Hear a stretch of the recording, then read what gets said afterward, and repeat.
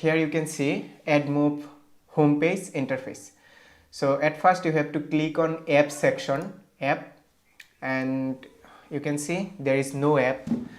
And first click on add your first app. Okay, then just click on Android, and your app is not in the Play Store, so you have to select in no.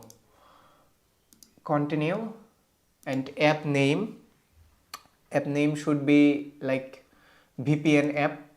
If you have VPN app or any game, then you can write the app name here. Add app, and done. And then you can add unit, banner, interstitial, rewarded. So first I'm going to select banner because I'm going to create banner add unit. Select, the name can be banner also, you can write anything here, just you have to define the ID.